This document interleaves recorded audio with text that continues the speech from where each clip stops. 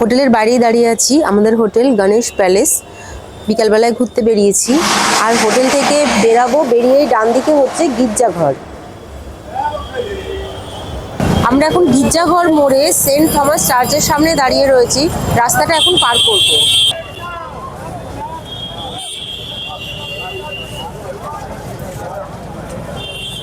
গির্জাঘর মোড় থেকে চলে এসেছি গোধুলিয়া মোড়ে।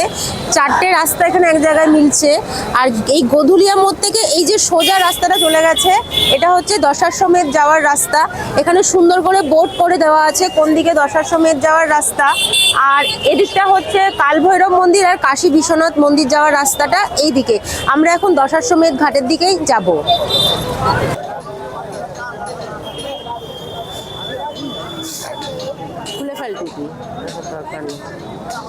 গোধুলিয়া মোড়ে দাঁড়িয়ে রয়েছি।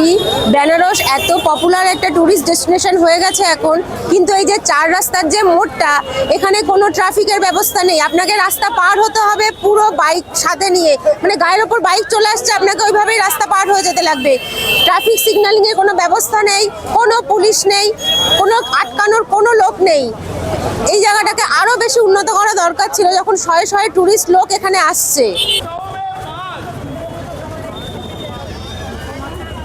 মোটামুটি 500 মিটার মতো রাস্তা হেঁটে যেতে হবে, আর এই রাস্তাটা যখন হেঁটে যাবেন মনে হবে যেন কলকাতার নিউ মার্কেটেই হেঁটে যাচ্ছেন, একদম সেম সেরকম।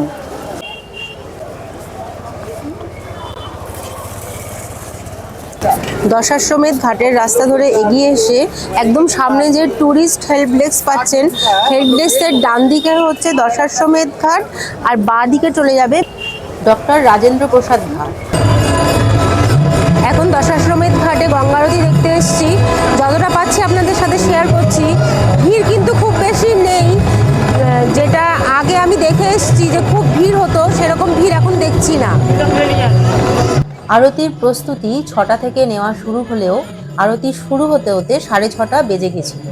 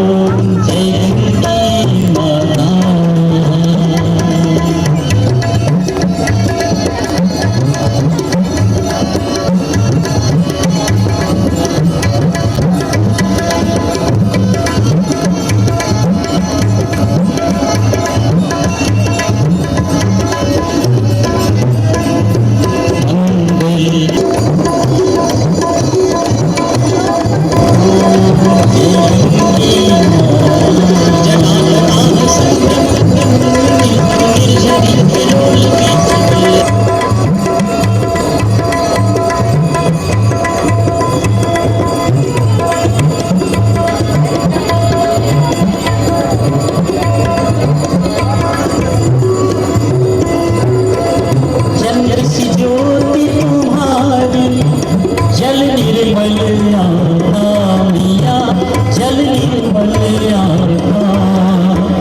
शरण पड़े जो तेरी शरण पड़े जो तेरी सोनर पर जाता ओम जय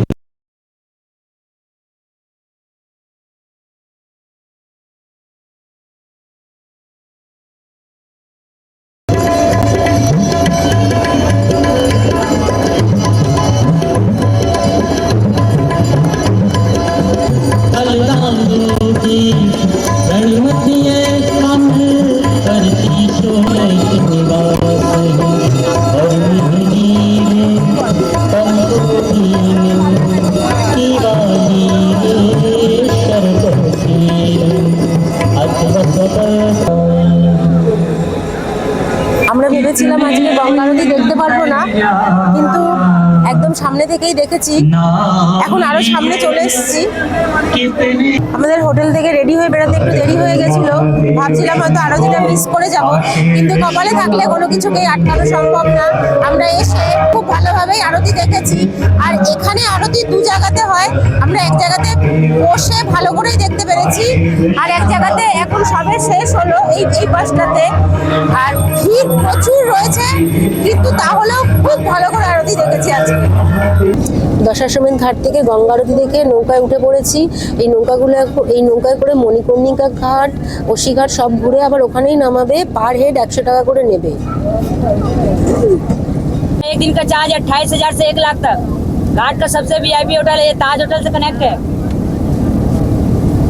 बोलिए सोमेश्वर महादेव की जय। जैसे बोल चुके कोई नारद घाट पर स्नान कर लेता है, यहाँ क्षमा मांगने से क्षमा की प्राप्ति हो जाती है।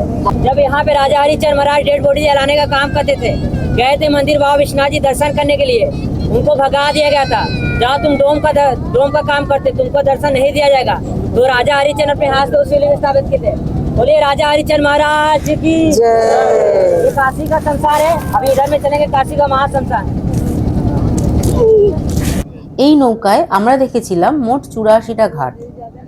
এই নৌকাগুলোতে একজন করে গাইড আছে, যিনি প্রত্যেকটা ঘাটের বিবরণ দিয়ে আমাদের খুব সুন্দর করে বুঝিয়েছিলেন।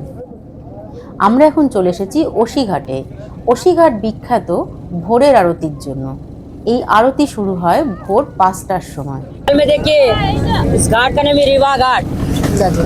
यहाँ पे लुलारा कुंड है। यहाँ पे शाही स्नान होता है, साल भर में एक बार में होता है। বেনারসে দিন ও রাতের নৌকা ভ্রমণ কিন্তু সম্পূর্ণ আলাদা অভিজ্ঞতা।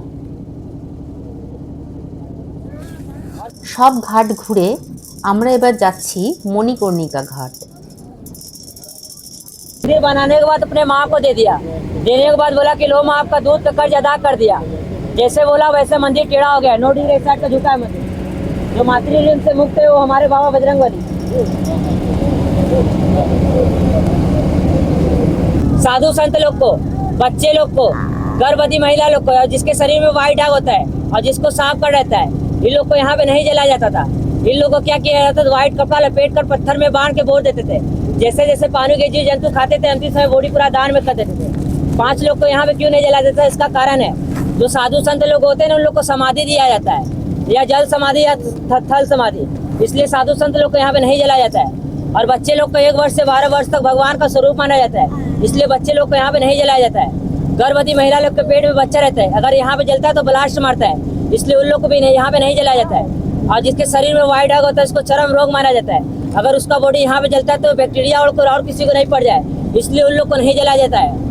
और जिसको सांप पड़ा रहता है उसको केले के पत्ते में बांध के बीच के सेंटर में बहा देते हैं, क्योंकि जिसको सांप पड़ा रहता है उसके मस्तक पे 21 दिन प्राण जीवित रहता है। जैसे सिद्ध साधु महात्मा लोग रहते तो उसको जीवित कर देते थे।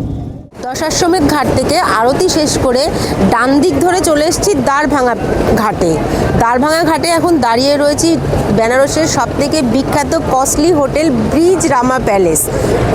ব্রিজ রামা প্যালেসের হোটেলের বাইরেটা এত সুন্দর, ভেতরটা হয়তো আরও অনেক সুন্দর। যদি রাজরাজাদের মতো একটা দিন কাটাতে চান তাহলে এই হোটেলে কিন্তু একবার এসে থাকতেই পারেন। ভাড়া 28,000 থেকে 1 লক্ষ টাকা।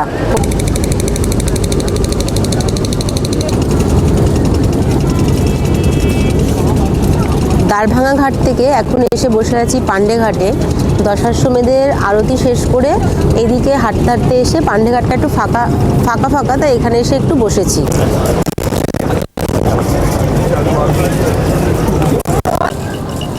এখন আমরা বসে আছি রাজাঘাটে। এই রাজাঘাট বানিয়েছিল পেশোয়া অমৃতরাও 1807 সালে। এই রাজাঘাটের নাম আগে অমৃতরাও ঘাট ছিল। আর এই অমৃতরাও পেশোয়া এই রাজাঘাটের যে প্যালেসটা আছে, এই প্যালেসের মধ্যে অমৃতেশ্বর, বিনায়কেশ্বর, নারায়ণেশ্বর, গঙ্গেশ্বর আরও বিভিন্ন মন্দির ভেতরে বানিয়েছিল। 1931 সালে মতিচাঁদ এই অমৃতরাও ঘাটের নাম পরিবর্তন করে রাজাঘাট রেখেছিলেন।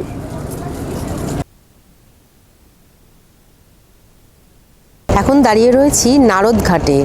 নারদ ঘাটের একটা ইন্টারেস্টিং গল্প। এই ঘাটে নারদের অভিশাপ আছে, যদি কোনো স্বামী স্ত্রী হাত ধরে একসাথে স্নান করে তাহলে তাদের মধ্যে সবসময় ঝগড়াঝাটি হতেই থাকবে, আর সেই জন্য এই ঘাটে কেউ স্নান করে না।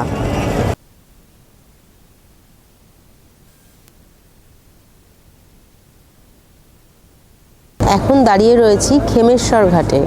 খেমেশ্বর ঘাটে খুব সুন্দর একটা শিব মন্দির আছে, আর তার পাশেই রয়েছে একটা থাকার বাড়ি। এটা একটা ফ্যামিলি রুম। আমি প্রথমে ভেবেছিলাম হোটেল, কিন্তু হোটেল না, এটা কারোর থাকার বাড়ি। দশাশ্বমেধ ঘাট থেকে গদুলিয়া মোড়ে যাওয়ার সময় 1 নম্বর গলিতে ঢুকেছি। এটা হচ্ছে লস্যি খাচ্ছি, আর রাবড়িও নেব। লস্যিটা আগে খেয়ে নিই। পুরো ঘন দই বলা যায়, লস্যি না, পুরো ঘন দই, একদম মানে তাজা দই, দারুণ খেতে। বহু পুরনো এই দোকানটির নাম পাগলা সর্দার মিল্ক শপ।